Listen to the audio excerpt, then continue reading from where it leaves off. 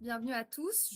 J'imagine que la plupart, vous êtes ici, puisque vous avez reçu, l'invitation, de l'INSIM. C'est bien ça. Donc, voilà, j'étais en contact avec Eugénie et je lui ai proposé, ce webinaire, cet atelier pédagogique pour, partager un petit peu, mon travail. Donc, je m'appelle Emmanuelle Signoni. Je suis à l'origine issue d'un parcours universitaire en physiologie et neurosciences. Et en fait, après ma licence, j'ai décidé de m'intéresser plutôt aux pratiques de bien-être et plus particulièrement à la thématique du bien-être au travail. Et donc, depuis 2020, je propose des services aux professionnels pour améliorer le bien-être au travail.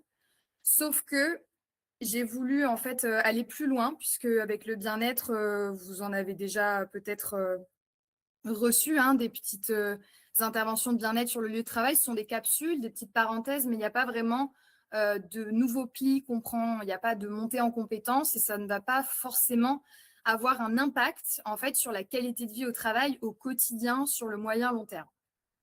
Donc, je me suis intéressée plutôt à la formation et la question, c'était comment est-ce qu'on peut former les professionnels à mieux gérer leur stress, à mieux gérer la charge mentale, à résoudre les conflits aussi. Donc, toutes ces thématiques-là. Et c'est la raison pour laquelle donc, j'ai créé mon organisme de formation en 2024, labellisé Calliope. Et je souhaitais travailler avec vous, en fait, avec les professionnels du secteur de la santé et du médico-social aussi, pour la simple et bonne raison que j'ai envie de soutenir en fait des pans de la société, des pans du monde professionnel qui ont beaucoup de valeur à mes yeux. Voilà. Donc, n'hésitez pas à visiter mon site web et à noter mes coordonnées. Vous pouvez me contacter si vous avez des questions par rapport aux formations que je propose ou simplement besoin de conseils. Je peux tout à fait voilà, vous conseiller sur les thématiques. J'y reviendrai un petit peu plus tard. Donc, comme je vous disais, moi, je ne connaissais pas le secteur de la santé à l'origine. Hein, ce n'est pas mon parcours. Donc, ce que j'ai fait, c'est qu'en 2025, pour connaître précisément les problématiques du secteur santé, j'ai interrogé plus de 40 cadres. D'ailleurs, peut-être que parmi vous, il y en a qui ont répondu à mes questions pour réussir à identifier quelles étaient concrètement les problématiques que vous rencontrez au quotidien. Donc, ce qui est ressorti, c'est d'un côté des soignants, voilà, il y a cette quête de reconnaissance qui est assez insatisfaite pour toutes les raisons que vous connaissez. Il y a la perte de sens, l'aliénation face à des conditions de travail qui se dégradent hein, au fil des années et tout ça qui vient peser en fait sur les relations sur le lieu de travail et donc indirectement sur la qualité des soins.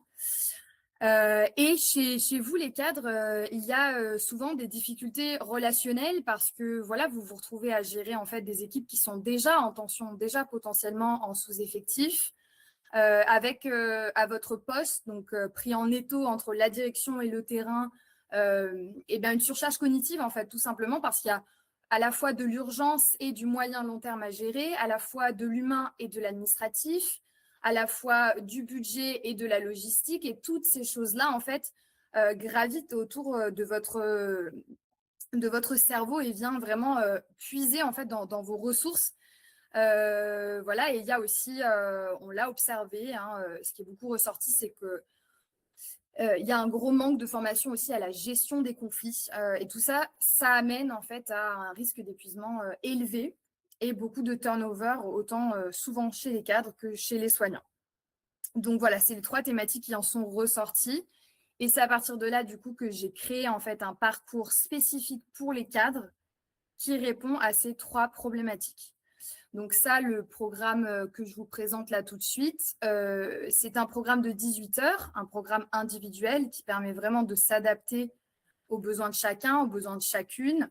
Donc, il va y avoir 3 modules avec le module de la gestion du stress dans lequel on va retrouver ce sur quoi vous allez avoir un aperçu aujourd'hui, c'est-à-dire la gestion de la charge mentale et donc par ailleurs identifier les facteurs de stress et mettre en place des techniques de régulation au quotidien pour justement mieux gérer, en fait, mieux traverser sans se retrouver dans une situation d'épuisement, de burn-out.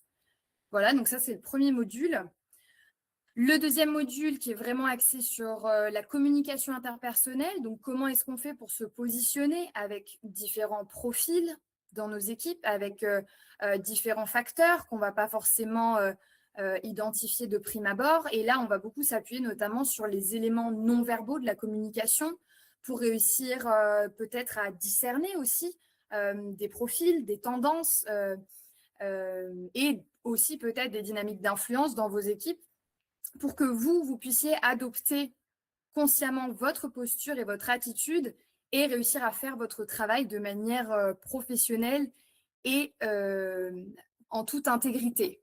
Voilà, sans forcément passer des heures à réfléchir, est-ce que j'ai dit la bonne chose, est-ce que j'étais bien positionnée, est-ce que le message a passé, etc. Le but là, c'est de donner des outils concrets pour qu'en fait, vous puissiez dire, ok, j'ai tel problème, je mets ça en place, on teste, on avance, et on recalibre en fait, voilà. Et donc le module 3 qui est vraiment le niveau le plus intégré de tout ça, qui touche plutôt à la résolution des conflits pour réussir à déceler les signaux faibles, en fait, les prémices d'un conflit sous-jacent. Donc reconnaître les niveaux de conflit, savoir identifier aussi quand le conflit est allé plus loin.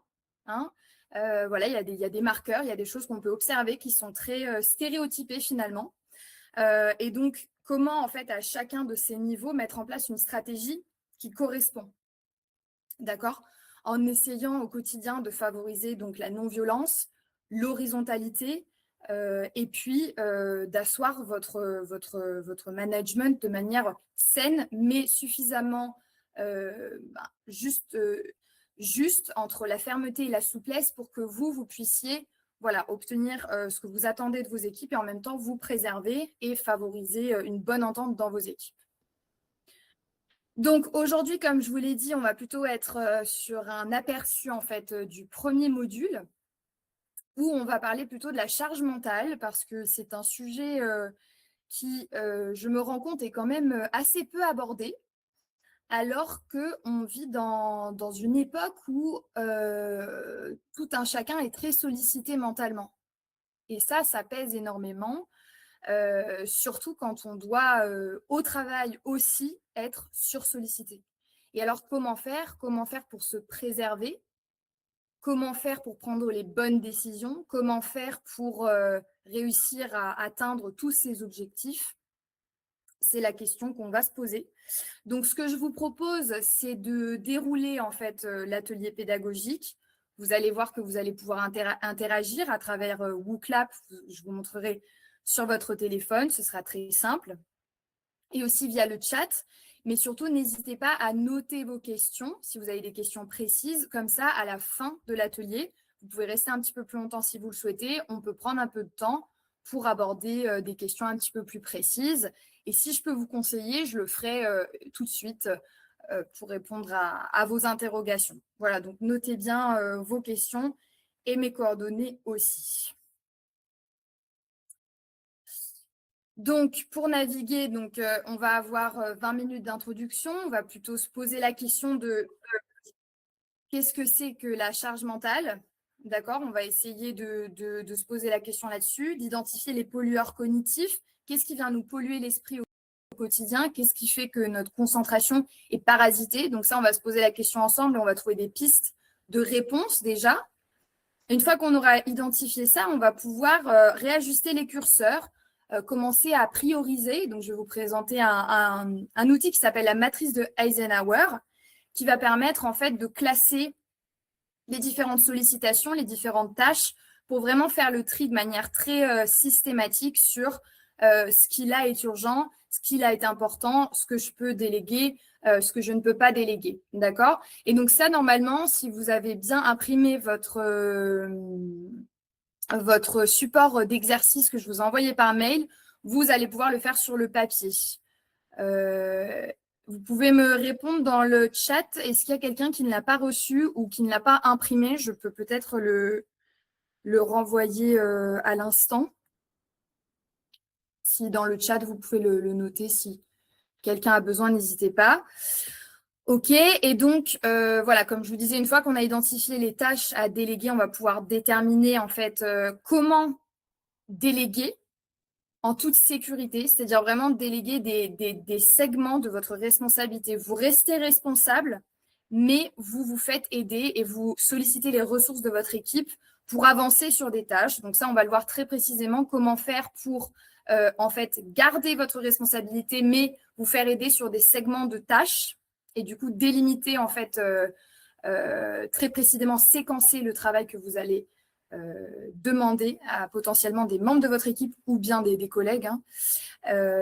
Voilà, et donc l'idée, c'est vraiment pour favoriser la collaboration. Et ensuite, on prendra un temps pour clôturer. Donc, vous aurez l'occasion de me donner votre avis sur la formation en notant sur le support interactif et je pourrai aussi répondre à vos questions. OK. Alors, je vais vous inviter à prendre vos téléphones et à scanner ce QR code. Donc, pour scanner un QR code, en fait, vous prenez votre téléphone, vous le mettez en mode appareil photo et ça devrait détecter automatiquement le QR code et vous proposer d'ouvrir le lien. Donc là, vous allez arriver normalement sur une page qui ressemble à ça. Ah, ok, ça ne marche pas. Bon, alors je vous la décris, c'est WooClap, un peu de patience, il n'y a pas de questions lancées pour l'instant. Normalement, vous arrivez sur cet écran. Donc, si vous avez des difficultés, n'hésitez pas à le dire dans le chat.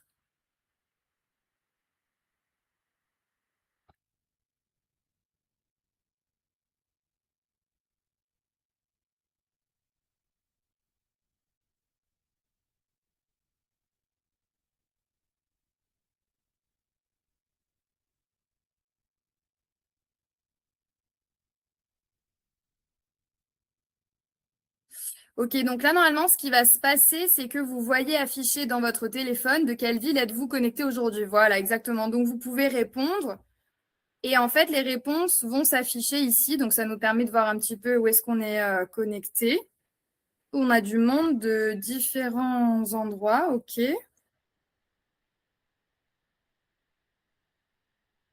Hop. Moi, j'envoie ma réponse. Moi, je suis à Aix-en-Provence. OK, il y a des villes que je ne connais pas.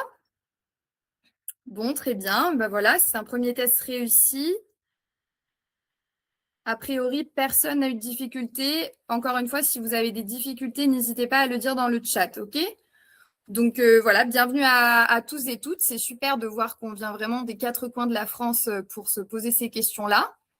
Ça montre que c'est quand même des problématiques assez transversales. Super. Et là, maintenant, on va pouvoir tester le chat. Alors, vous allez pouvoir me dire dans le chat, pour vous, qu'est-ce que la charge mentale?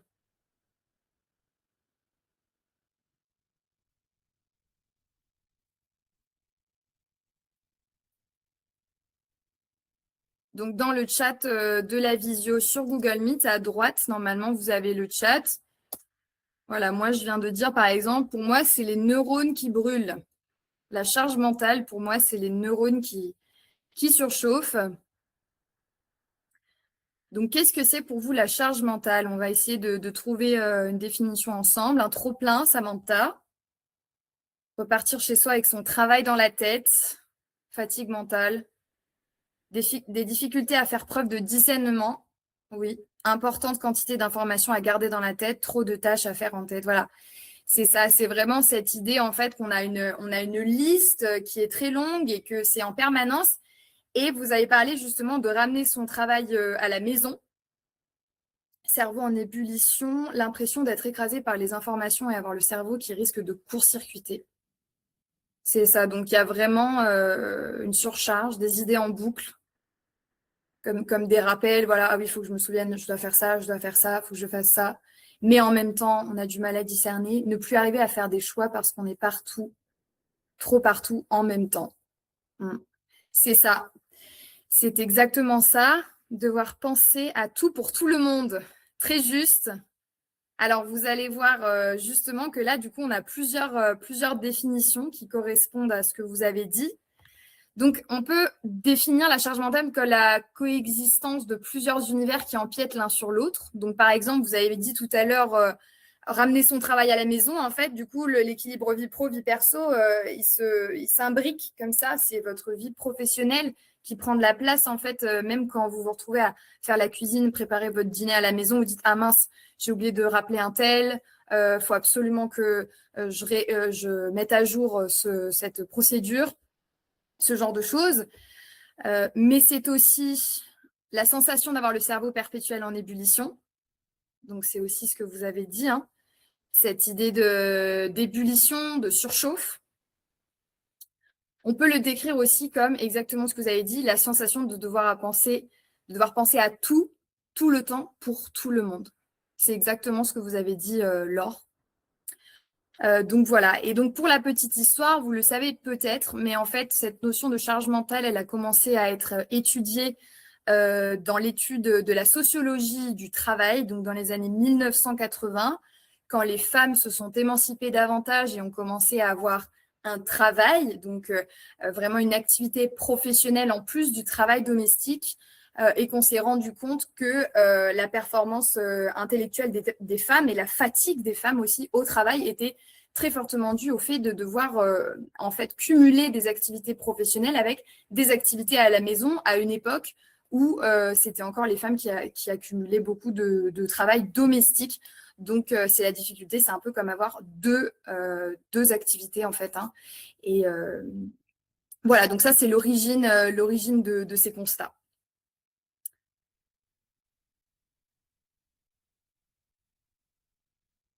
Donc là, normalement, sur le même lien, sur votre téléphone, je vais afficher une autre question.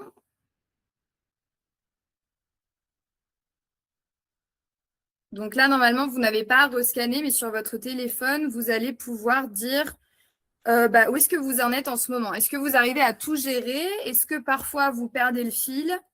Est-ce que vous vous sentez submergé ou est-ce que vous en êtes au stade de faire des erreurs d'inattention? Vous oubliez peut-être de mentionner quelqu'un, d'ajouter quelqu'un en copie dans le mail.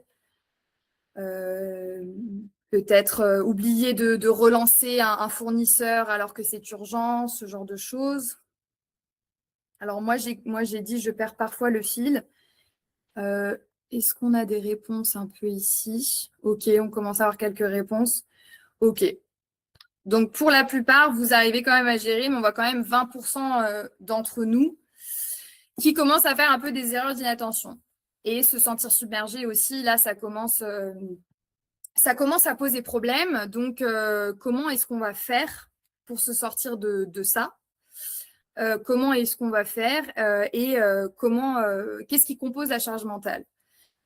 Donc, ce qui compose la charge mentale, donc, c'est la quantité de travail que vous allez faire, que vous avez réellement fait, la quantité de travail effective que vous avez à faire ou que vous faites, donc c'est-à-dire vraiment la liste des tâches. Ça, c'est un facteur. Il y a aussi le délai imparti pour réaliser le travail. Ça joue énormément parce que parfois, vous avez un préavis très court en fait entre le moment où on vous donne l'info et le moment où vous devez réaliser les tâches. Et souvent, vous avez beaucoup d'urgences à gérer, ce qui est vraiment typique en fait du secteur de la santé. Donc, c'est très compliqué de gérer avec l'urgence au quotidien pour laquelle vous devez être sur le terrain et en même temps des échéances peut-être à 1 mois, 2 mois, mais qui sont très, très importantes puisque, admettons par exemple, vous devez relire des protocoles pour la certification HAS. Donc, voilà, il y a cette idée de délai. On a à la fois de l'urgence, à la fois du long terme. Et ce qui va jouer aussi beaucoup, c'est la façon dont chacun répond à la charge imposée. Parce que, évidemment, vous avez pu le constater, tout le monde n'est pas aussi bien armé. Voilà, on a chacun des forces et des limites. Et aujourd'hui, ce sur quoi on va travailler, c'est plutôt la façon dont on peut répondre à tout ça. Parce que naturellement, moi, en tant que formatrice sur la gestion de la charge mentale, je ne vais pas pouvoir rallonger vos délais. Je ne pourrai pas gérer vos urgences et je ne pourrai pas réduire votre quantité de travail. En revanche, je peux vous donner des solutions pour répondre de manière assez systématique et organisée, méthodique pour vous préserver mentalement. Donc, c'est sur ça qu'on va travailler aujourd'hui.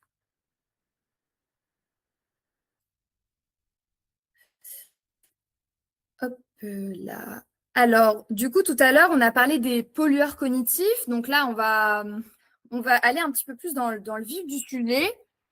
Qu'est-ce qui vient vous polluer l'esprit au quotidien? Qu'est-ce que c'est pour vous les pollueurs cognitifs qui viennent vraiment parasiter votre capacité à vous concentrer?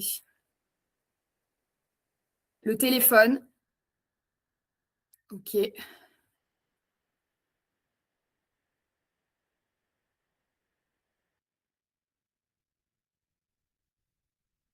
Mail et demandes multiples, ok. Donc il y a beaucoup, donc c'est la technologie. Interruption des tâches, ok. Ah, vous êtes deux personnes à quand même dire les interruptions de tâches.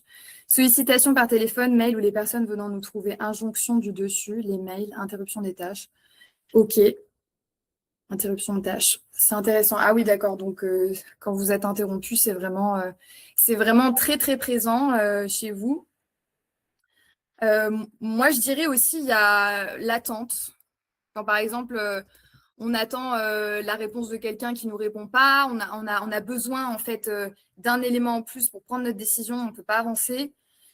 Les différents canaux d'information ou moins bien utilisés, plus ou moins bien utilisés. Venu dans le bureau, relance. Ouais, le fait de relancer aussi. Ok, ok.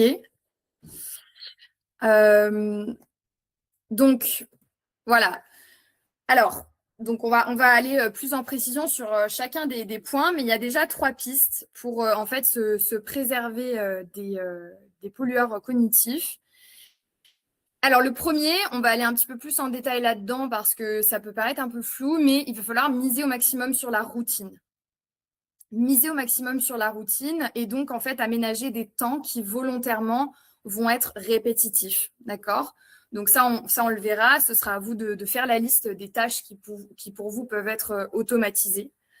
Hein, c'est-à-dire tous les jours, vous faites la même chose à la même heure. Ça peut être une tâche qui est typiquement rébarbative ou même un peu longue, mais le fait de la faire régulièrement à la même heure, à un temps donné, vous allez voir que déjà, ça va vous économiser énormément d'énergie parce que cette tâche-là, vous ne la réaliserez pas avec le même niveau on va dire, de contrainte si vous la faites à chaque fois à une heure différente de la journée. Typiquement, mais ça, on va en reparler. Aménager des plages horaires sans interruption. Donc là, vous avez parlé des interruptions. Tout à l'heure, vous avez dit ça vous coûte énormément, ça vient vous polluer, ça vous interrompt, ça vient découper votre attention. Donc l'idée, c'est d'aménager des plages horaires. Alors ça, c'est pas forcément des plages quotidiennes, ça c'est vous qui le voyez, mais c'est naturellement des plages où vous allez faire savoir à votre équipe que non, en fait, de telle heure à telle heure, c'est toujours la même chose. Je sais que j'ai ce créneau qui est bloqué, quoi qu'il arrive. Bon, sauf j'imagine en cas d'urgence vitale, bien entendu, puisque vous êtes dans le médical. Mais voilà, vous m'avez compris, l'idée c'est de réussir en fait à bloquer des plages, voilà, et désactiver les notifications. Ça, vous le savez très certainement, mais le fait d'être hyper connecté, de recevoir des sollicitations qui sont même pas forcément liées en fait à votre activité du jour et à vos objectifs du jour, ça vient vous parasiter énormément, ça vient découper votre attention. Et en fait, le fait d'être interrompu en permanence, ça nous coûte beaucoup. Ça nous coûte beaucoup. On va y revenir. Je vous expliquerai comment ça nous impacte. Donc, des études qui se sont intéressées aux performances cognitives se sont rendues compte que 45% de nos comportements quotidiens ne sont pas des décisions, mais ce sont des automatismes. Par exemple, quand vous vous faites un café, quand vous faites chauffer de l'eau pour vous faire des pâtes, bon, ça, c'est des tâches voilà, de la vie quotidienne, mais admettons, qu'est-ce qu'il pourrait y avoir des choses qui sont automatiques pour vous, bah, typiquement, vous pouvez les partager dans le chat. Qu'est-ce qu'il y a d'automatique pour vous qui sont des habitudes professionnelles? Vous pouvez interagir dans le chat, parler justement de ces comportements quotidiens au travail.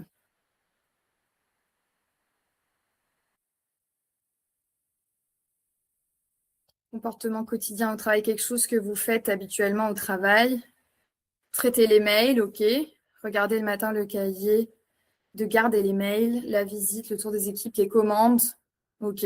Le tour du service, sur bonjour à l'équipe, checker l'activité, ok. Le tour du service, ok.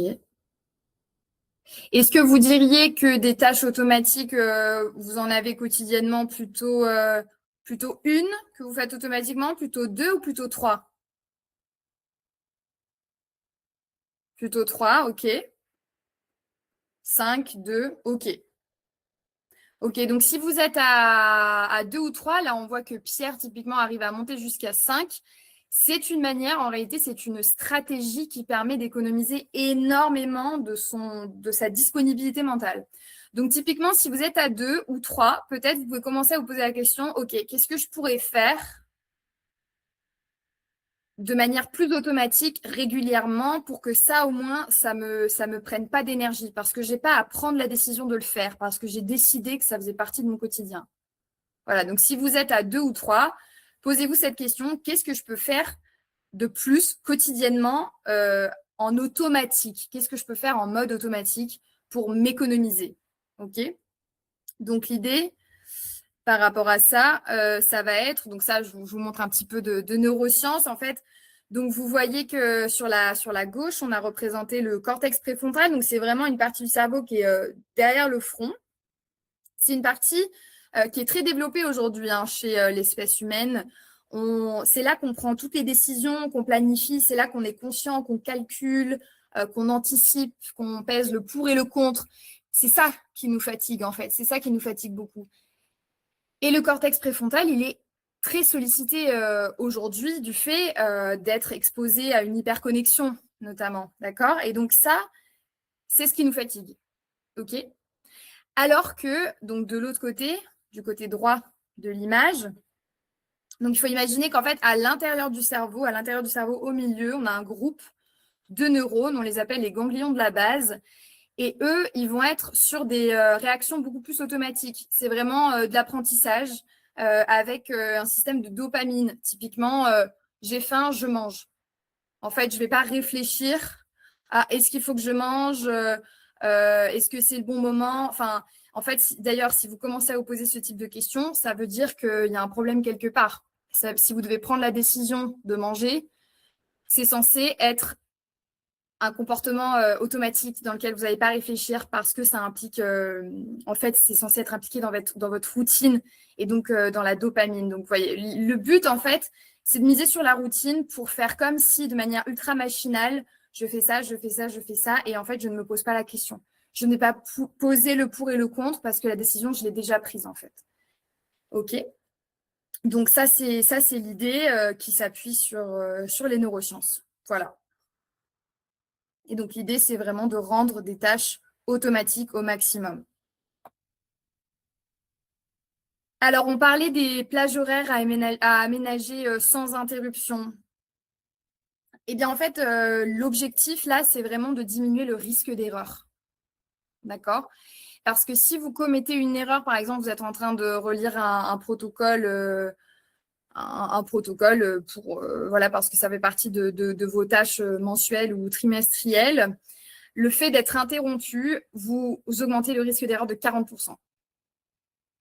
40%, c'est énorme, hein, vous vous en doutez. Et en plus de ça, ça affecte votre quotient intellectuel, c'est-à-dire que ça nous rend bête en fait quelque part parce qu'on ne se permet pas d'aller au bout des choses et ça nous fatigue. Donc du coup, l'idée, c'est de ne pas faire de choses en même temps. C'est de ne pas interrompre une tâche pour en effectuer une autre. Et aussi, c'est de faire des pauses entre chaque tâche, même des petites pauses. Ça aussi, ça fait la différence au quotidien. Donc maintenant, là-dedans, ce qu'il faut vous dire au quotidien, c'est chercher à vous faire un cadeau. C'est-à-dire, là tout de suite, je suis concentrée sur le webinaire, je ne vais pas en profiter pour lire mes mails ou pour faire mon drive de mes courses pour quand je rentre à la maison. Non, je me fais un cadeau, je me concentre sur une seule chose. Et là, vous êtes totalement mobilisé. Ça permet aussi au reste du cerveau de se régénérer, de faire du travail passif, automatique. Et c'est là que vous vous faites du bien. D'accord? Et c'est là que vraiment vous respectez en fait le mécanisme à la fois très performant mais très fragile de votre cerveau et vous diminuez le risque d'erreur pour toutes les tâches qui vont suivre. Et donc, vous avez parlé tout à l'heure des mails. Alors, les mails, vous pouvez potentiellement désactiver les notifications des mails et plutôt aménager des plages régulières. Par exemple, je check mes mails à 8 heures, puis à 9 heures. Par exemple, à chaque fois, de 8 heures à 8h05, je check mes mails. De 9 heures à 9h05, je check mes mails. De manière à pas, en fait, vous laisser parasiter de 8h05 à 9h pile. Vous savez que vous pouvez vous concentrer sur une seule tâche. Vous voyez ce que je veux dire? Donc ça, par exemple, c'est une stratégie qu'on peut mettre en place. Comme ça, vous n'êtes pas tributaire de la notification, d'accord? Parce qu'en réalité, on va le voir ensemble, mais les tâches réellement urgentes et importantes, c'est-à-dire qui nécessitent votre action, sont plutôt rares, d'accord? Mais on va travailler ensuite sur comment les identifier, ok? Et donc désactiver aussi les notifications sur le téléphone, ce qui fait une différence énorme. Typiquement, si vous avez un mode travail, et admettons, vous n'autorisez l'appel que d'une personne qui pourrait avoir besoin de vous en cas d'extrême urgence. D'accord? Ça paraît bête, mais ça fait une différence énorme parce qu'en fait, ce sont des tout petits parasites, des tout petits pollueurs cognitifs qui vont vous détourner en fait à chaque fois de votre concentration, vont venir découper votre attention, vous fatiguer et vous demander encore plus d'efforts pour arriver au bout de tâches simples. OK? Donc, c'est vraiment ces trois axes-là, miser au maximum sur la routine et la régularité, aménager des plages sans interruption, désactiver les notifications. Ça, c'est super important et essayer d'être en fait le plus régulier possible, sachant que vous savez que vous allez avoir à gérer des urgences. Donc, essayez quand vous n'êtes pas en mode urgence de vraiment faire les choses de manière ultra prévisible en fait. Voilà.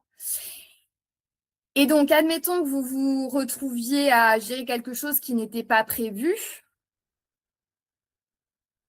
Eh bien, vous pouvez vous poser la question, est-ce que là, je suis en train de mettre mon attention sur un problème qui sert mes objectifs du jour? Admettons, vous avez dit, voilà, bon, vendredi, je dois faire ça et je dois assister au webinaire. Je me retrouve à gérer une tâche que j'avais déterminée comme pas urgente. D'accord? Vous êtes posé le vendredi matin, vous êtes dit, bon, j'ai mes trois objectifs importants aujourd'hui, c'est ces trois choses-là. Et vous vous retrouvez à avoir votre attention mobilisée sur une tâche qui n'a rien à voir. Eh bien, posez-vous cette question. Est-ce que le fait de poser mon attention sur ce sujet-là m'approche-t-il ou m'éloigne-t-il de mes objectifs de la journée? Parce que vous le savez. Vous l'avez déjà identifié. Mes objectifs aujourd'hui, c'est ça. D'accord? Est-ce que là, ce que je suis en train de faire, c'est toujours aligné avec mes objectifs ou pas? Voilà, ça, c'est une question simple, mais qui permet aussi de dire à votre interlocuteur, écoute, c'était pas dans mes objectifs du jour. Est-ce que c'est possible qu'on se fixe ça lundi? Je le note, on règle ça lundi. Point. D'accord?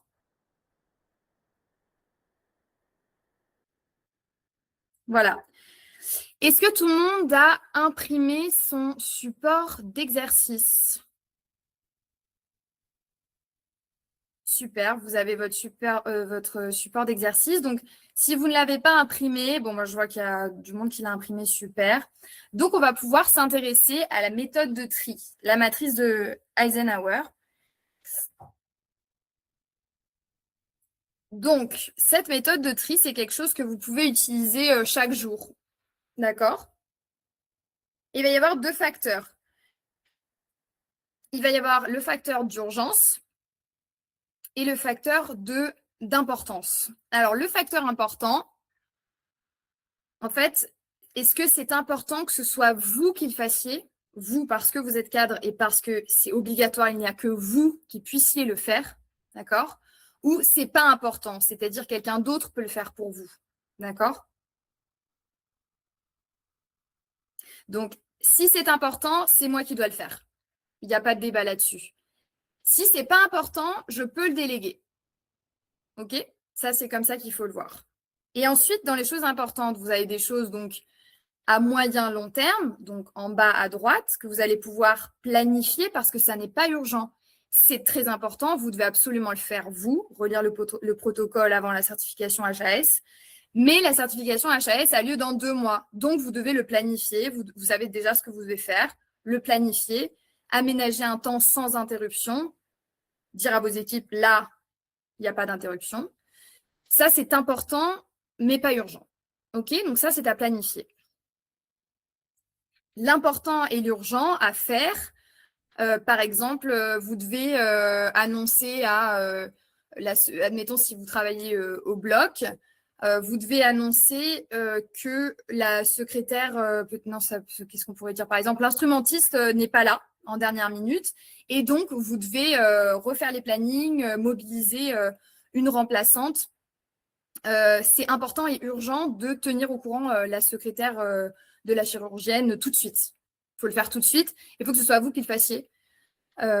Sauf si vous déterminez que c'est pas important, mais peut-être que c'est important pour vous en tant que chef de bloc d'annoncer ce type de nouvelles directement à la chirurgienne pour éviter d'exposer votre équipe peut-être à, à un mécontentement ou de l'insatisfaction. D'accord? Donc ça, par exemple, c'est à faire, c'est urgent, vous le faites vous.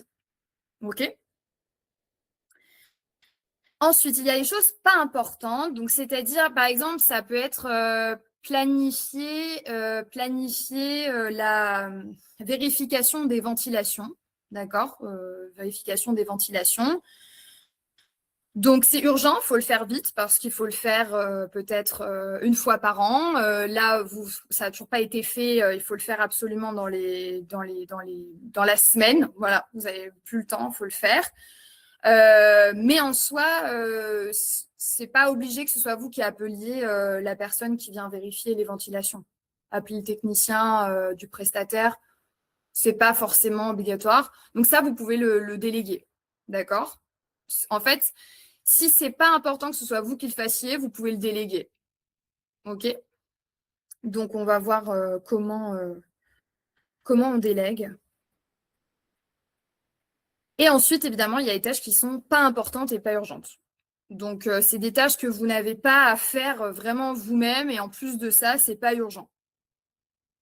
Donc, ça peut être, par exemple, lire le communiqué de presse de votre clinique. Bon, a priori, c'est pas très important, ça va rien changer à l'urgence de votre travail en tant que chef de bloc, par exemple. J'ai pris cet exemple-là, hein. C'est pas urgent non plus. Bon, bah, vous pouvez juste l'éliminer. D'accord. Même si on vous a dit à la cafétéria qu'il faut absolument que vous le lisiez parce que c'est important pour l'image de la boîte. Ok, certes, mais peut-être que vous avez déjà beaucoup de sollicitations et que lire le communiqué de presse, ça ne va pas forcément faire avancer vos tâches du quotidien ou même du trimestre. Ok? Donc maintenant, on va essayer de voir quel type de tâches on met dans quel bloc. Donc là, je vais vous laisser 5 bonnes minutes, hein, il est 41. Et vous allez donc avec votre stylo et votre papier lire chacune de ces tâches et essayer de les classer dans la matrice sur votre papier pour vraiment visualiser comment ça se passe. OK? Est-ce que tout le monde a compris? Vous pouvez réagir avec un pouce ou vous pouvez le dire dans le chat. Si c'est pas clair, je peux vous réexpliquer.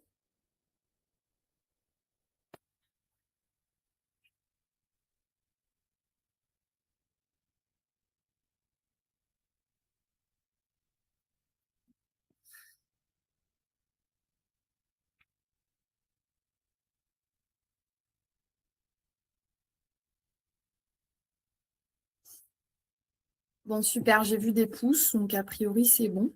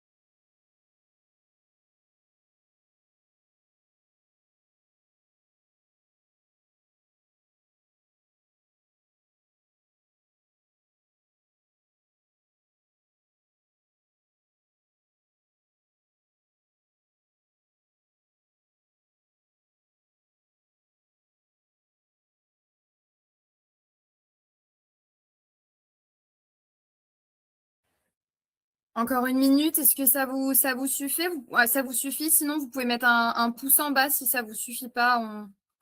On prend encore quelques minutes, hein, si vous le souhaitez. C'est bon? Encore une minute alors, jusqu'à 46.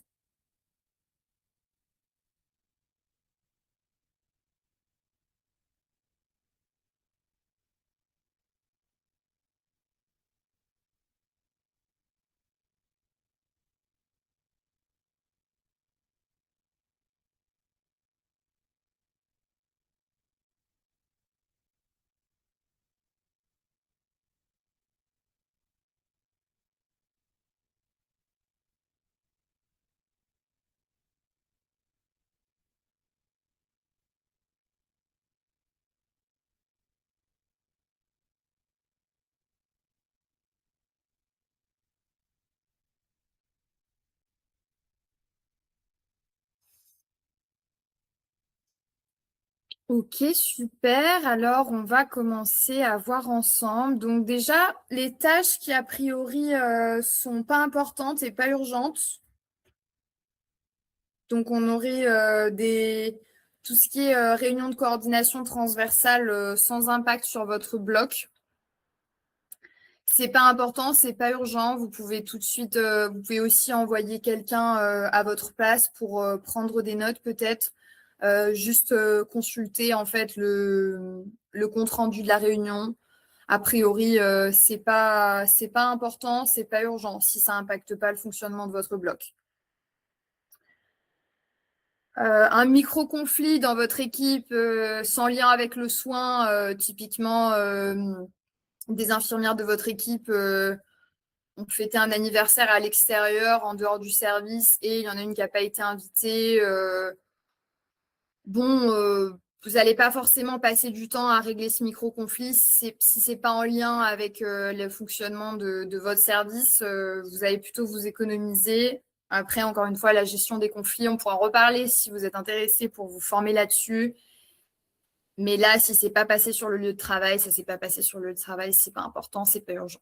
Donc, autant s'économiser. Et lecture de revues professionnelles non ciblées, donc peut-être des revues professionnelles sur, je sais pas, l'hospitalisation à domicile, alors que vous faites du bloc. Bon, vous avez reçu une revue, ça paraît intéressant, vous avez sympathisé avec le commercial qui vous a envoyé ça, mais c'est peut-être intéressant, mais bon, c'est pas important et c'est pas urgent non plus, a priori. OK?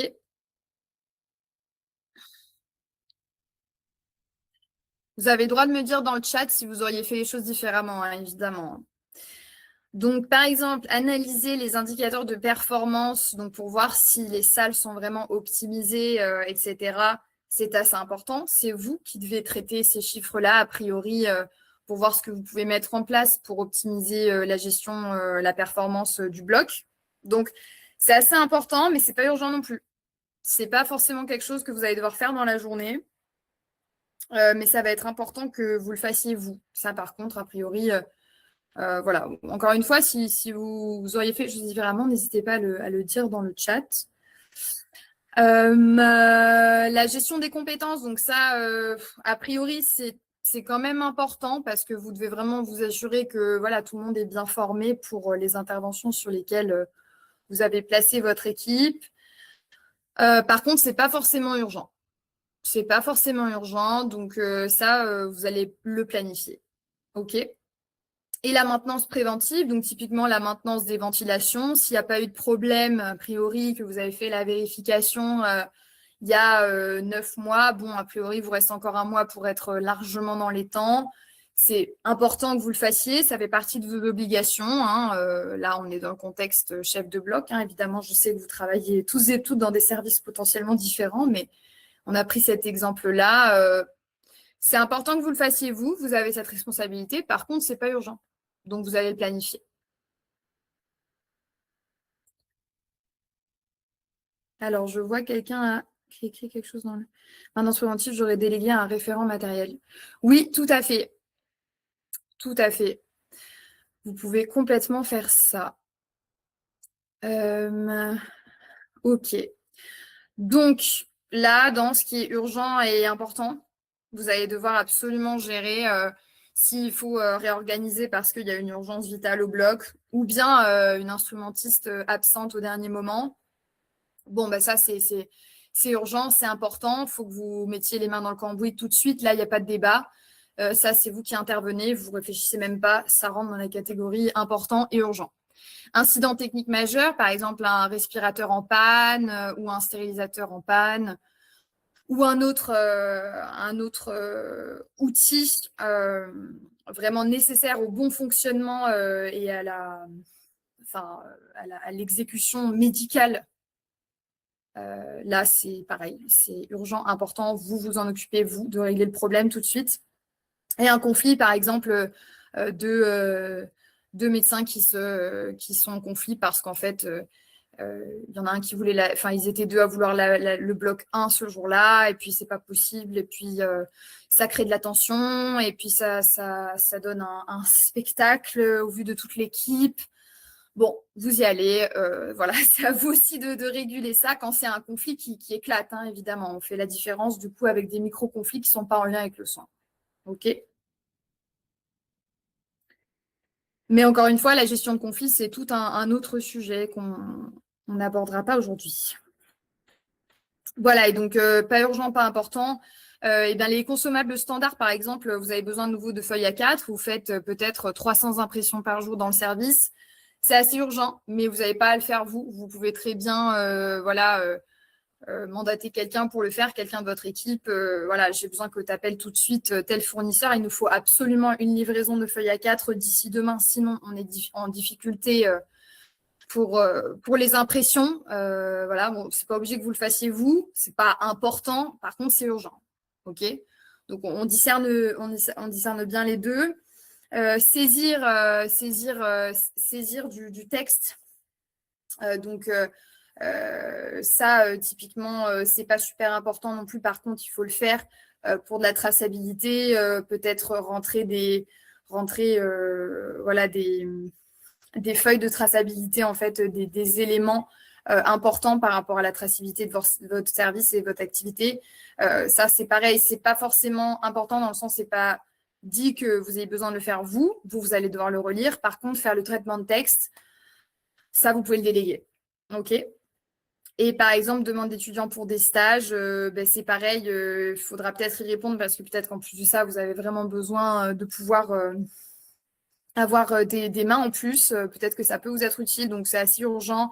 Puis en plus, vous tenez très certainement à garder des bonnes relations avec les écoles qui vous fournissent des nouvelles recrues hein, pour limiter l'impact du turnover et l'arrêt des services à cause de sous-effectifs, etc. Donc, c'est urgent, il faut le traiter le plus tôt possible puisque les stages ont des dates déterminées. Par contre, ce n'est pas très important que vous le fassiez vous. Voilà. Qu'est-ce que vous en pensez? Est-ce que vous auriez fait les choses différemment? Donc, Laetitia, vous avez dit que pour la maintenance préventive, vous auriez délégué un référent matériel.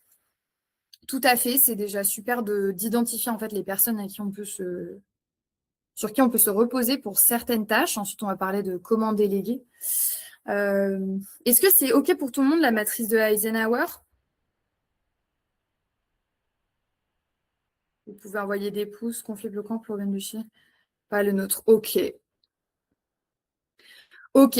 Donc là, Pierre-Nicolas nous dit que s'il y a un conflit, en fait, entre des intervenants, des médecins, c'est à eux de se réguler. OK. Donc ça doit dépendre aussi de vos valeurs, en fait, et de comment vous allez incarner vos valeurs au quotidien. Donc ça, c'est un autre sujet. Mais si pour vous, les personnes doivent se responsabiliser pour justement ne pas entraver en fait le bon fonctionnement de leur bloc, eh bien c'est quelque chose qui c'est tout à fait acceptable. Hein. Je pense que c'est acceptable. Le tout, c'est d'être bien dans ses bottes. Le tout, c'est d'être bien dans ses bottes et de se dire, bah non, en fait, moi, j'estime que c'est la responsabilité des chirurgiens de bien s'entendre. Ils ont l'obligation de bonne confraternité. Je ne suis pas responsable de ce conflit. Donc, je fais valoir à ma direction que s'il y a eu moins de performance à cause de ce conflit, je ne suis pas responsable parce que ces personnes sont adultes et responsables et qu'elles ont leur déontologie qui est censée les réguler. OK?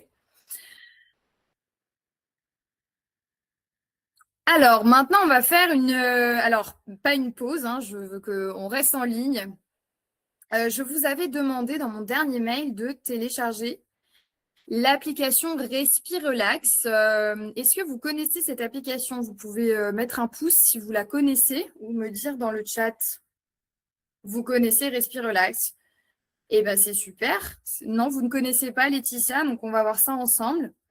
Est-ce que tout le monde l'a téléchargé? Alors, si ce n'est pas le cas, de toute façon, j'ai une alternative. J'ai trouvé une vidéo sur YouTube qui va nous permettre de pratiquer la cohérence cardiaque. Donc, Laetitia ne connaît pas Respirelax. Peut-être que vous ne connaissiez pas non plus la cohérence cardiaque. Béatrice non plus. Eh bien, la cohérence cardiaque, c'est une pratique qui est recommandée par les cardiologues eux-mêmes, hein, et moi, c'est ma médecin généraliste d'ailleurs qui m'en avait parlé pour la première fois. L'objectif, en fait, c'est de réguler le stress, d'accord? Donc, réguler le niveau de cortisol, donc l'hormone du stress qui nous permet d'être en alerte.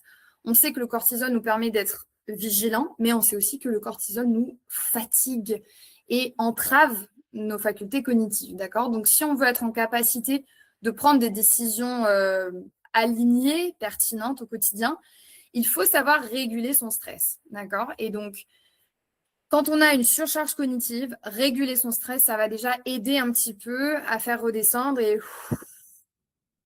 à retrouver un petit peu de clarté par rapport à tout ce brouhaha mental, d'accord? Comment ça marche tout simplement? Eh bien, grâce à une respiration en fait qui va être chronométrée. Et le but, ça va être de ralentir en fait l'inspiration et l'expiration. Et au début, on va plutôt faire en général des inspirations qui ont la même durée que l'expiration. Par exemple, on va inspirer 5 secondes et expirer 5 secondes. Mais après, on peut aller plus loin et ce qu'on va viser, c'est plutôt expirer le plus longtemps possible et inspirer de manière un petit peu plus rapide, légèrement plus rapide. Et ça, en fait, ça va stimuler le nerf vague, donc qui est le système nerveux parasympathique, qui va nous apaiser, tout simplement. OK? Donc, si vous avez le téléphone, c'est super, vous pouvez le mettre sur le téléphone. Je vais appuyer sur play et on va se prendre cette petite pause. Pendant 5 minutes, on va le pratiquer ensemble. OK? Allez, c'est parti. On vient donc de faire les 5 minutes de cohérence cardiaque et vous m'avez partagé votre ressenti. Donc, vous êtes plusieurs à avoir dit que au début c'était un petit peu long et puis après au bout de 2 minutes ça devenait de plus en plus agréable et c'est vrai qu'on se sent vraiment apaisé à la suite de ça. Alors pour vous expliquer un petit peu ce qui se passe dans le cerveau au moment où on pratique la cohérence cardiaque, en fait ce qui va se passer c'est que le rythme du cœur va se synchroniser sur la respiration et donc cette cohérence qu'il va y avoir entre le rythme cardiaque et le rythme respiratoire va permettre d'activer le système nerveux parasympathique. Donc c'est le système nerveux qui a plutôt une action inhibitrice, c'est-à-dire qui va apporter du calme, ce qui va permettre de réduire le cortisol, le niveau de stress, et en même temps de stimuler la concentration. Donc ce que je vous propose, c'est de vous engager vous-même sur votre support d'exercice. Vous avez une partie pour prendre cet engagement avec vous-même et pratiquer de manière régulière la cohérence cardiaque pour en voir les effets. Donc par exemple, vous pouvez dire je m'engage pendant 21 jours à pratiquer la cohérence cardiaque une fois par jour, peut-être à 10 heures au moment de ma pause. Je vois dans la conversation quelqu'un qui dit je ne fume pas, donc ce sera l'occasion pour moi, au moment où mes collègues font leur pause cigarette, je ferai une pause cohérence cardiaque. Voilà, c'est une très bonne idée. Donc c'est ce que je vous invite à faire. Vous pouvez également partager cet engagement dans le chat, voilà, pour que ça devienne un engagement collectif. Vous engagez aussi pour réguler votre stress et apprendre à intégrer cette pratique de relaxation dans votre quotidien. Donc je vous invite à prendre une minute pour noter cet engagement que vous prenez avec vous-même. Vous pouvez déterminer en fonction de comment vous le ressentez. Donc ça, c'est vraiment à vous de voir. À quelle fréquence vous voulez prendre cet engagement, pratiquer la cohérence cardiaque pour réduire votre stress.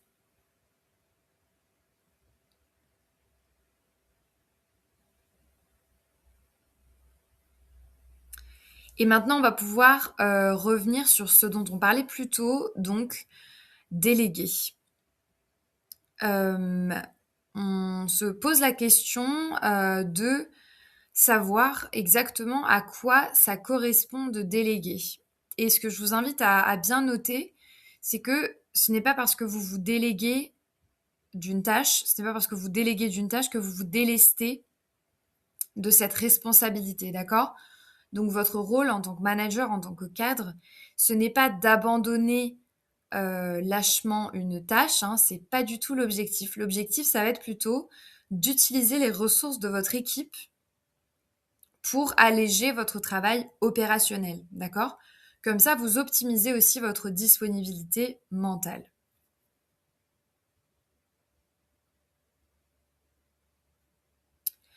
Donc, déléguer, ce n'est pas abandonner, comme je vous le disais, c'est guider. Vous allez guider, en fait, la personne à qui vous déléguez une tâche. Vous allez la guider pour qu'elle réalise cette tâche le mieux possible. Et vous restez évidemment responsable du résultat. Donc, je vous invite à partager, à noter ce qui est important pour vous. Vous pouvez partager dans le chat ou bien tout simplement le noter pour voir ce qui est important pour vous lorsque vous déléguez. Alors, dans le chat, vous êtes plusieurs à dire qu'il faut de la confiance.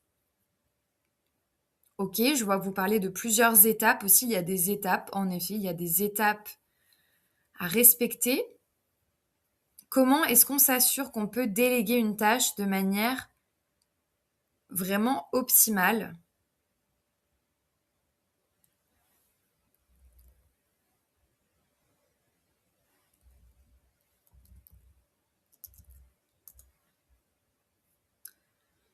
Et maintenant, on va pouvoir faire le point justement sur ces différents éléments.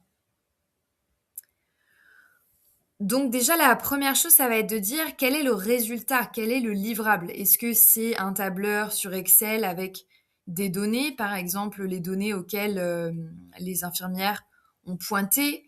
Est-ce que ça va être plutôt un compte-rendu de réunion peut-être? Est-ce que ça va être une facture à émettre à un fournisseur? Il va falloir aussi, pour cadrer au mieux, il va falloir déterminer dans quel délai vous avez besoin que cette tâche soit accomplie. D'accord? Et évidemment, vous allez mentionner qui ça implique. Eh bien, ça t'implique toi, Catherine, infirmière coordinatrice. J'ai besoin que tu relises ce protocole. Le livrable, c'est une version Word avec des notes en mode révision. Voilà. Et dans quel délai j'en ai besoin d'ici demain. Donc, je te décharge de tes autres tâches aujourd'hui pour que tu puisses accomplir cette tâche, par exemple. Donc ça va être la première étape, ça va être vraiment de déterminer quelle est la résultante, quel est le livrable, dans quel délai et qui est-ce que ça concerne. Ensuite, vous l'avez dit tout à l'heure, il va y avoir les étapes. Donc, dans quelles étapes doit-on passer, par quelles étapes va passer la personne à qui vous déléguez la tâche? Plus vous allez segmenter, plus vous vous assurez en fait de rendre accessible ce que vous avez dans votre tête, d'accord? Parce que il faut bien garder à l'esprit que vous savez potentiellement faire cette tâche mais il ne faut pas présumer que la personne à qui vous allez confier cette tâche aura exactement la même manière de travailler. Donc, la meilleure manière de s'assurer que le résultat sera optimal, ce sera vraiment de décortiquer les étapes. D'accord? Donc, d'abord, tu vas peut-être consulter les infirmières de l'équipe pour s'assurer qu'elles ont toutes pointé. Si ce n'est pas le cas, tu vas leur indiquer que tu as besoin qu'elles reviennent vers toi pour avoir les horaires de toute la semaine qui vient de s'écouler, par exemple. Ensuite, tu vas créer un nouveau tableur. De quelle manière? Comment est-ce que tu vas le nommer, etc. Et ensuite, tu vas partager ce tableur avec le gestionnaire de paie, par exemple. Ça peut être des étapes à respecter. Et le troisième élément important, c'est vraiment de délimiter la responsabilité. Donc typiquement, si je confie à mon IDEC de rassembler les horaires du reste de l'équipe et je lui demande de me consulter, par exemple, si une des infirmières de l'équipe me dit, si une infirmière de l'équipe me dit, par exemple, moi j'ai fait des heures supplémentaires, mais la cadre m'avait dit que je pouvais récupérer ces heures sur le lendemain, admettons, je m'assure que la personne à qui je délègue cette responsabilité ne va pas d'elle-même outrepasser mon leadership, d'accord? Puisque c'est peut-être à moi, en tant que cadre, de déterminer de quelle manière sera récupérée cette heure supplémentaire, ce genre de choses. Donc, il est très important de délimiter la responsabilité de la personne à qui vous confiez cette nouvelle tâche. Et donc, je vous ai proposé ici un moyen mémotechnique, la cadre de santé délègue, d'accord?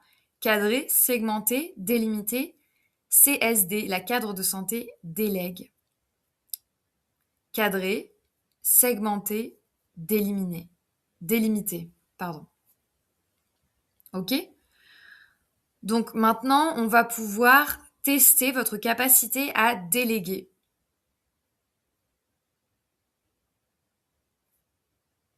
Pour ça, vous allez donc scanner ce QR code et vous allez pouvoir participer à ce WooClap.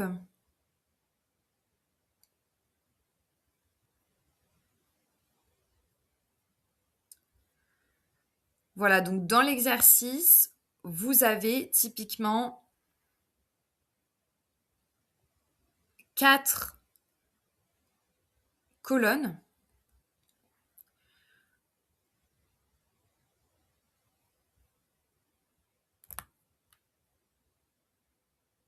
Donc 4 colonnes dans lesquelles vous allez pouvoir intégrer les différentes étapes. Donc typiquement, premièrement, on a pour cadrer, donc j'ai besoin de ceci dans X jours.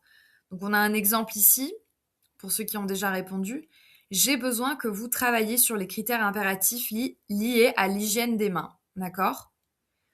Donc ici, qu'est-ce qui nous manque? Eh bien, il nous manque les jours. Ok? Donc là, par exemple, on va avoir j'ai besoin du plan d'équipement complété dans 15 jours. D'accord? Ça peut aussi être j'ai besoin de planifier la vérification des ventilations d'ici vendredi prochain. Donc ça, c'est vraiment la première étape, cadrer j'ai besoin de ceci dans X jours. Donc là, on voit vous êtes plusieurs déjà à avoir répondu. On voit encore d'autres exemples. Par exemple, pour intégrer un nouveau membre dans votre équipe. Ensuite, la deuxième étape, on l'a dit, il va falloir segmenter. il faudra dans l'ordre faire ceci puis cela. Donc il faudra d'abord, par exemple, lire la procédure institutionnelle, puis vérifier les affichages déjà présents, puis imprimer et mettre en place les documents manquants. Donc ça, c'était en lien typiquement avec, je suppose, les critères impératifs liés à l'hygiène des mains.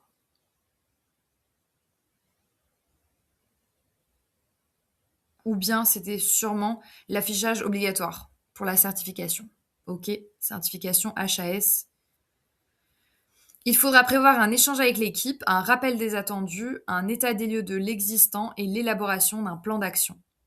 Ok, donc là on segmente, c'est très clair. En fait, vous voyez que c'est très explicite. C'est vraiment ce qui va conditionner la qualité du rendu que vous allez obtenir. Il faudra retirer les médicaments qui vont se périmer dans les 4 prochains mois et les recommander. Ok ? Donc là, vous avez plusieurs exemples, c'est super. Là, je vois qu'on a quelqu'un qui nous a numéroté les étapes. Donc c'est vrai que ça permet aussi d'avoir une lisibilité sur la chronologie. D'abord, une réflexion sur les besoins identifiés des nouvelles recrues. Ensuite, réaliser le livret. Ensuite, soumettre le livret aux étudiants pour évaluer et réajuster.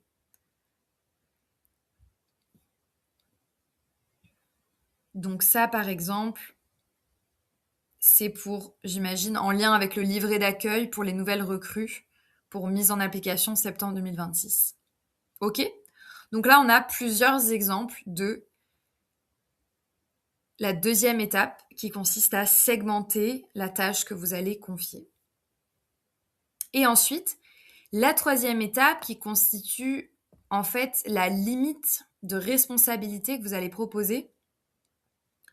Donc typiquement, ici, on voit, il y a beaucoup de personnes qui proposent d'être contactées s'il n'y a pas de documents nécessaires, s'il manque des documents nécessaires, s'il manque des informations.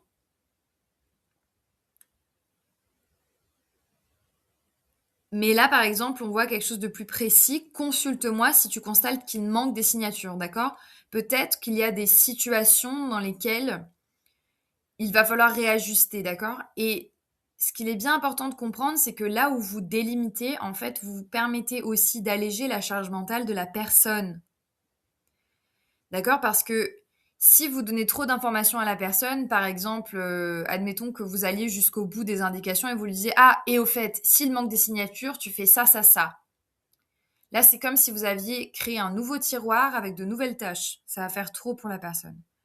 Donc l'idée, quand vous délimitez, c'est aussi de dire « Vous vous arrêtez à tel endroit et vous me consultez de nouveau à tel endroit. » Vous voyez ce que je veux dire ? Ça permet, en fait, de ne pas surcharger la personne. Là, en l'occurrence, consulte-moi si tu constates qu'il manque des signatures. Ça veut bien dire qu'il y aura très certainement une autre tâche à mettre en place, mais pour l'instant, on ne va pas en parler. D'accord ? On en parlera si besoin, tout simplement pour rester dans l'opérationnel, rester dans l'efficacité et éviter de surcharger mentalement la personne à qui on va confier la tâche.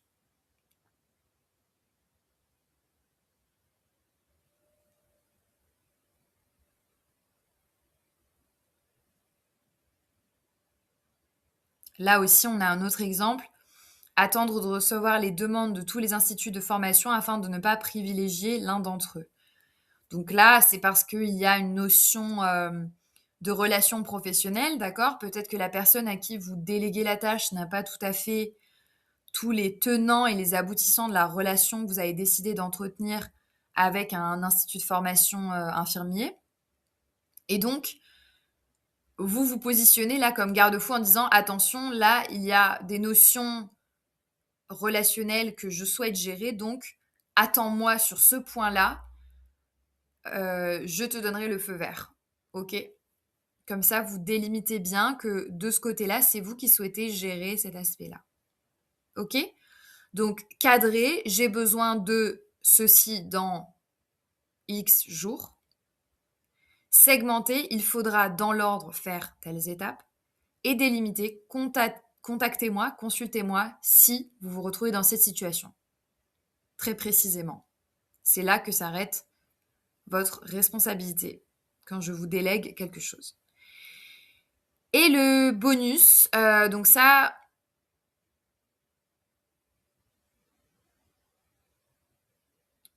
vous avez donné plusieurs réponses assez différentes. Donc par exemple, là, vous avez dit, ce serait super si le rendu était visuellement coloré, ce serait plus appétant pour le lire, plus facile à intégrer. Ça peut aussi être le bonus, un petit peu de solidarité, un petit peu de connivence, d'accord?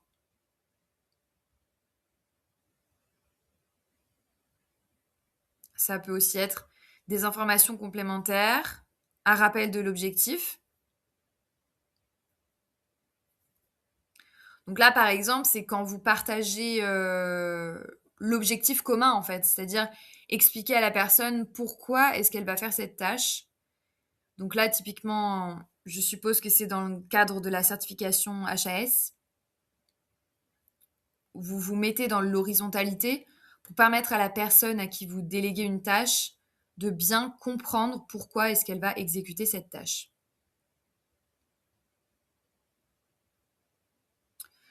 Là, vous proposez peut-être de mettre en place une plateforme de communication qui va permettre de fluidifier les informations.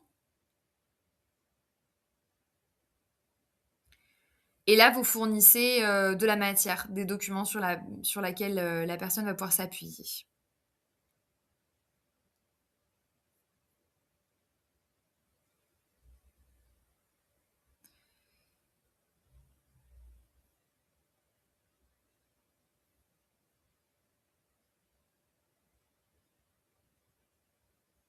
Ok, donc c'est super. On a vu comment on pouvait donc être efficace dans notre manière de déléguer.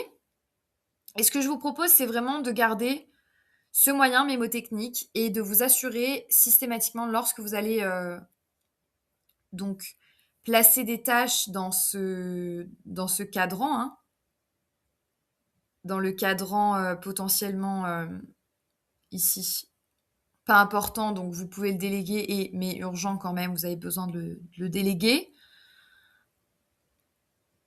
Vraiment, lorsque vous êtes dans cette case à déléguer, utilisez ce moyen mémotechnique pour vous assurer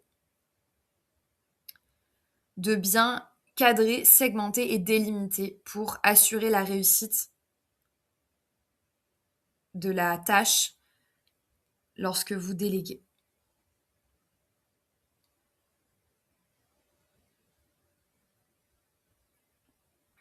Alors maintenant, ce que je vous propose, eh bien, tout simplement, c'est que vous me donniez votre avis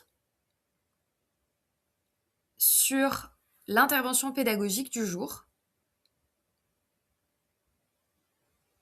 Donc vous êtes assez habitué maintenant, vous avez déjà scanné le QR code et je vois que pour l'instant vous m'avez mis de bonnes notes, donc c'est plutôt satisfaisant. Je suis très heureuse de voir que cet atelier vous a plu.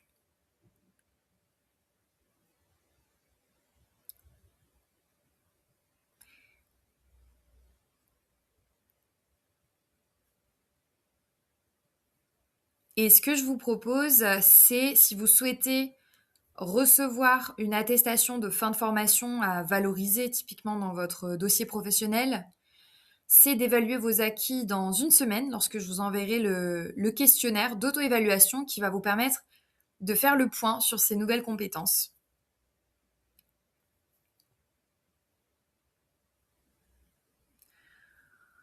Je vous invite également à enregistrer mes coordonnées, mon adresse email, mon numéro de téléphone et à visiter mon site web, d'accord?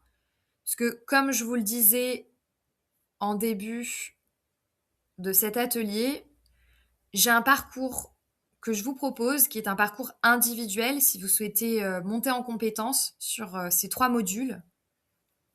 C'est un parcours de 18 heures, un parcours individuel spécifique pour les cadres. Aujourd'hui, vous avez eu un aperçu sur le module 1, donc le module gestion du stress, dans lequel on parle de gérer la surcharge cognitive juste ici.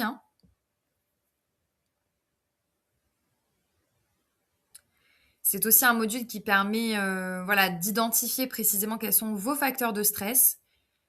Donc là, on peut vraiment moduler en fonction de la personne, en fonction de votre profil, et mettre en place des techniques de relaxation physique et mentale. Aujourd'hui, vous avez eu un aperçu sur la cohérence cardiaque. Sachez qu'il y a d'autres techniques que vous pouvez mettre en place justement pour favoriser la gestion du stress et prévenir l'épuisement.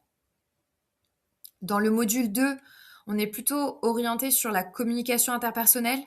Le but, c'est d'améliorer au maximum la communication dans votre équipe, donc de vous faire comprendre, d'asseoir votre leadership de manière saine, de favoriser un climat de non-violence, d'accord? Ce qui en fait rejoint donc le troisième module, le module le plus intégré de ces compétences, qui touche à la gestion des conflits. Donc là, c'est quand vraiment vous devenez expert de ces dynamiques interpersonnelles dans votre équipe. C'est pour gagner en lucidité sur les niveaux de conflit, sur les différentes stratégies, les différentes solutions qu'on peut mettre en place pour s'adapter en fonction des niveaux de conflit. Et l'idée, voilà, avec ce parcours, c'est vraiment de s'adapter à vos besoins. Donc tout le monde n'a pas forcément la même capacité à gérer son stress, à communiquer ou à gérer les conflits. Peut-être qu'il y a des personnes parmi vous qui sont plus à l'aise dans la communication interpersonnelle, mais beaucoup moins dans la gestion du stress de manière vraiment individuelle. Et ce parcours, il permet vraiment de s'adapter. Voilà, donc n'hésitez pas à visiter mon site web, vous y retrouverez des ressources. Et puis, à me contacter par email. N'hésitez pas à parler de moi aussi aux responsables formation dans votre établissement. Vous pouvez me contacter aussi pour du conseil. S'il y a des conflits ou des tensions particulières, je serai très heureuse de vous conseiller sur ces sujets. Voilà. Merci en tout cas de m'avoir fait confiance, d'avoir débloqué ce temps pour prendre soin de votre santé mentale. Et je reste joignable. Vous pouvez me contacter également sur LinkedIn et à cette adresse email. Et je vous dis à bientôt.